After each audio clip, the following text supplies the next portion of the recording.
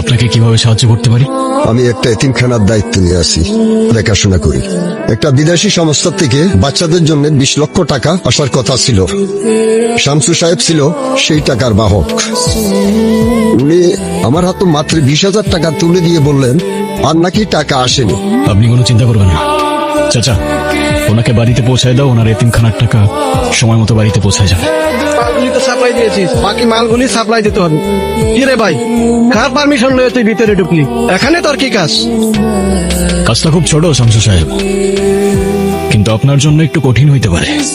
মানে তুই কি বলতে চাস? হ্যাপি হোমস অরফানেজ, বিদেশ থেকে বাচ্চাদের জন্য 20 লাখ টাকা আসছিল। অরফানেজের ম্যানেজারকে 20,000 টাকা দেওয়ার পর বাকি টাকা আপনার কাছেই রেখে দিলেন। তুই টাকা ফেরত নিতে এসেছিস? তুই কে? তোকে আমি কৈফিয়ত দিব কেন? একটা জং ধরা ভাঙাচোরা গাড়ি আর 4-5টা ছেলে নিয়ে এসে লোহ গড়া গ্যাংস্টার সাজতে চাস না? এতিমখানার ম্যানেজার অর্থাৎ গনি মিয়া আমার কাছে আসছিল সাহায্যের জন্য, তাই আমার অনুরোধ থাকবে তার কাছে গিয়ে ক্ষমা চাইবেন আর এতিমখানার বাকি 19,80,000 টাকা ফেরত দিয়ে দিবেন। আমি কামরুন জামান ভাইয়ের লোক। তুই ভয় পাচ্ছস না? আমি জানতাম তুই ভয় পাবি। তোকে আমি 1 টাকাও দেব না, যা পারিস করিস। এরা সবাই লোহাগড়ের মেকানিক, মারতে মারতে লোহা পর্যন্ত সোজা করে ফেল। আপনি আর কি জিনিস? ওই 20 লাখ টাকা 120 বাচ্চার 6 মাসের খাবার এত সহজে খায় ফেলবেন? কাল সূর্য ওঠার আগে যদি বাকি টাকা গনি চাচার হাতে না পৌঁছায়, আপনার এমন ব্যবস্থা নেওয়া হবে যে আপনার কামরুজ্জামান সাহেব 7 জন্মে আপনাকে খুঁজে বের করতে পারবে। আমার ভুল হয়ে গেছে, আমার মাফ করে দেন। আচ্ছা সমস্যা নেই ভাই, আমার বিদেশি 60টা মাল লাগবে, আমি অ্যাডভান্স করে দিতেছি আর বাদ বাকিটা পরে দিয়ে দিতেছি। ভাই ছবি তুলতেছে। আমার আজান আসে না এখনো, আজান আসলে খাবো, এখন খেতে ভালো লাগছে না। যে মনে হয় না। মা করবো। কেমন আছো? শরীর কেমন এখন তোমার? এই তো বাবা, এখন তুই আসছিস না, এখন আমি সুস্থ হয়ে যাব। ওষুধ খেয়েছো? ওষুধ খাওনি এখনো তুমি? আলী, তুই এখনো মাকে ওষুধ দিসনি? মানে আমি একটা দিন না থাকলেই অনিয়ম করবি? কিছু বলে না দেখি কি মাথায় উঠে গেছিস তুই? ভাইজান আমি তো সে কখন থেকে চেষ্টা করতেছি, আমার তো একটা নলাও নিল না। সেই এক কথা, আজান আসুক তারপর খাবো।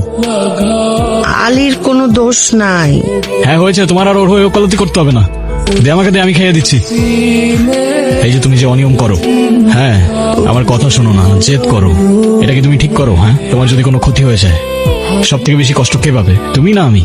এটা বোঝো না তুমি? তুই যেন আমার কত কথা শুনিস, একদম সব অক্ষরে অক্ষরে পালন করিস, তাই না? যে বাসাটা খালি খালি লাগে, আমার একটা সঙ্গী দরকার, বিয়ে শাদী কর। কে শোনে কার কথা? চিনতে পেরেছো তাহলে? হ্যাঁ, গ্যারাজের কাজকর্ম ফেলে আজকাল পুরো লোহাগারের দায়িত্ব নিয়েছো নাকি তুমি? যেটা বলতে চাচ্ছেন ঘুরিয়ে পেঁচিয়ে না বলে সরাসরি বলুন না। আচ্ছা ঠিক আছে, সরাসরি বলছি, শ্যামসু আমার নিজের লোক।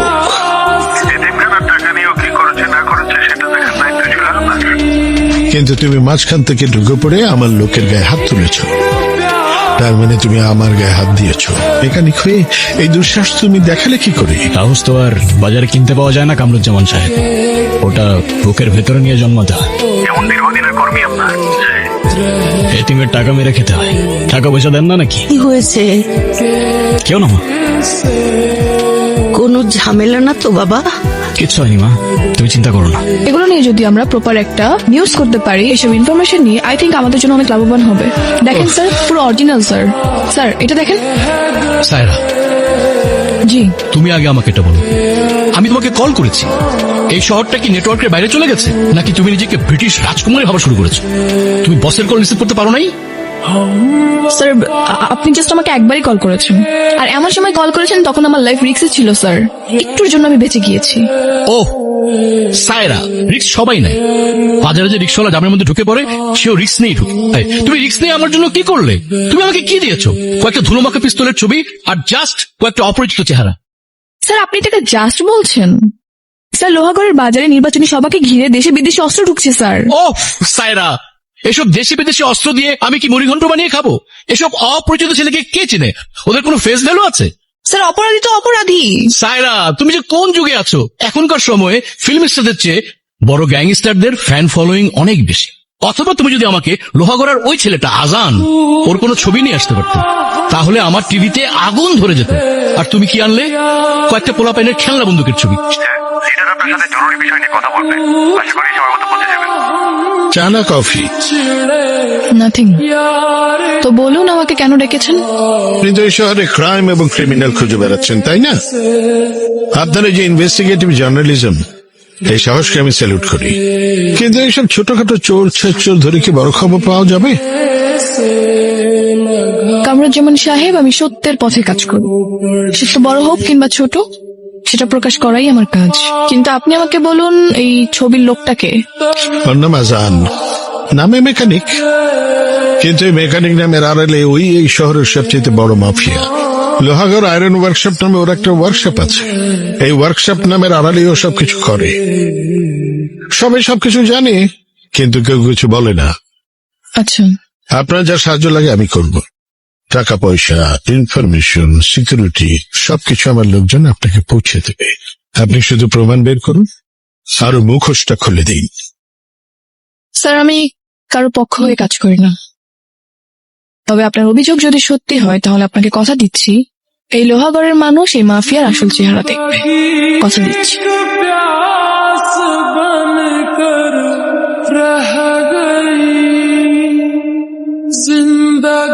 ভালো করে লাগাইস, কাস্টমার খালি কমপ্লেইন দেয়।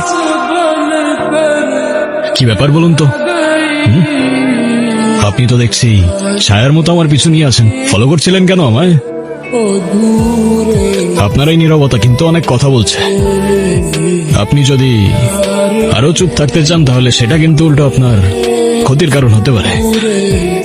আমি আপনার ইন্টারভিউ নিতে চাই। ক্যামেরার সামনে বসে সত্যি কথা বলার সাহস কি আপনার আছে? ইন্টারভিউ? আমার মতো একটা নগণ্য মেকানিকের কথায় এই দুনিয়ার কার কি যায় আসে? তারপরেও কি সত্যি জানতে চান বলুন? আপনার এই গ্যাংস্টার বা মাফিয়াগিরির কাজ কতদিন ধরে চলছে? আমরা তো সামান্য মেকানিক, গাড়ির মেরামত করি। কিছু মানুষের মেরামত করতে হয়। তাই গ্যাং নিয়ে প্রকাশ্যে মারধর করছেন, আইন হাতে তুলে নিচ্ছেন। আপনার কি তাদের জন্য একবারও মায়া হয় না? আপনার কি মনে হয় না আপনি সমাজের জন্য একটা অভিশাপ? আপনার ভুল ধারণাটা আমি বুঝতে পারছি,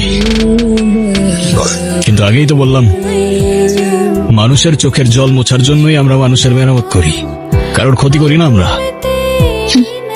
একজন জলজান্ত খুনি বলছে সে নাকি কারো ক্ষতি করে না। হাস্যকর। এইটা বলুন, যদি আপনি কিছু করেই না থাকেন, তাহলে ওই লোকটাকে আপনি এভাবে কেন মারলেন? কি করেছিল উনি? এই পৃথিবীতে অনেক সময় এরকম হয়, যেটা দেখা যায় সেটা হয় না, আবার যেটা দেখা যায় না সেইটাই হয়। ওনার জামাই খালি মারধর করে। আমি বাধা দিছি দেখে আমার অনেক মারধর করছে।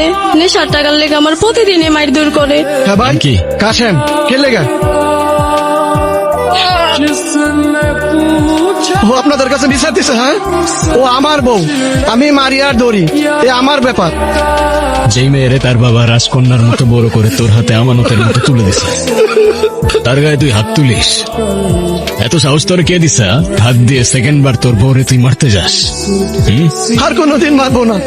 জানেন তো, সাংবাদিকতায় এরকম অনেক অপরাধী দেখেছি যারা নিজেদেরকে হিরো মনে করে, আর এরকম এক একটা মন গড়া জাস্টিফিকেশন দেয়। সত্যিটাকে যদি আপনি গল্প মনে করেন সাইরা সাহেব, তাহলে গল্পটাই সত্যি। এই লোহাগড়ের ধুলা থেকে মানুষের দোয়া, সবই আমার আপন। মা, অনেক রাত হলো তো। হ্যাঁ, খাওয়া দাওয়া করবি না? আই খেয়ে নে। তুমি খায় নাও মা, আমি পরে খাবো নি, হাতের কাজটা শেষ করে। ঠিক আছে, কাজ সেরে তো খেয়ে নিস মা। ওকে। আজকে কিন্তু তোমার সাথে একজন দেখা করতে আসছে। আমার সাথে আবার কে দেখা করতে আসবে? আসবে মা, আসবে। অনেকদিন বাঁচবেন আপনি। বাকি আপনার কথাই বলছিলাম আর আপনি চলে এলেন। আমার মা। আন্টি আসসালামু আলাইকুম। ওয়ালাইকুম আসসালাম। বসো মা, বসো। তুমি দেখতে তো খুব মিষ্টি। নাম কি তোমার মা? আন্টি আমি সায়রা। ও, আপনি কেমন আছেন? আপনার শরীর সুস্থ তো? একটা স্টেশনে বসে আছি, জীবনের শেষ ট্রেনটা কখন আসবে সেই অপেক্ষায় আছি। এই মা, কি বলছো তুমি? হ্যাঁ, ভাইজান, আপনি না থাকলেও আম্মা এইসবই বলে খালি। ওরে বাপরে, কত নালিশ। আচ্ছা ঠিক আছে, আর বলবো না। দুজনের পরিচয় কবে থেকে কিভাবে হলো? আন্টি আমি আপনি সাংবাদিক মা? তোমার ছেলে যে পুরো শহর জুড়ে অশান্তি করে বেড়ায়, সেটা নিয়ে উনি তদন্ত করতে চায়। তোমার ছেলেকে নিয়ে বড় একটা রিপোর্ট বানানোর ইচ্ছা তার। হ্যাঁ, কি বলেন ভাইজান? হ্যাঁ, মানে আমার ছেলেকে কিছু করেছে, বড় সড়ো তদন্ত হবে। মানে কি, কোনো সমস্যা? না আন্টি আন্টি ওরকম কিছু না, আপনি ঘাবড়াবেন না, উনি মজা করছে। কি খাবেন বলুন? আপনারা এখন রান্না বান্না করবেন? না না, এত কষ্ট করার কোনো দরকার নেই। আরে কিসের ঝামেলা আপা, আগুন দিয়ে রান্না করবো, গরম গরম পরিবেশন করবো। কি বলেন আম্মাজান? একদম ঠিক আছে, তুই রান্না কর। আজকে লোহাগড়ের 1 নম্বরের মাটন বিরিয়ানি বানাতে হবে। চলেন ভাইজান। চল। এরকম একটা মানুষের ব্যাপারে কেউ খারাপ কি করে বলতে পারে? তো মানুষ চিনতে ভুল করে ফেলেছিল।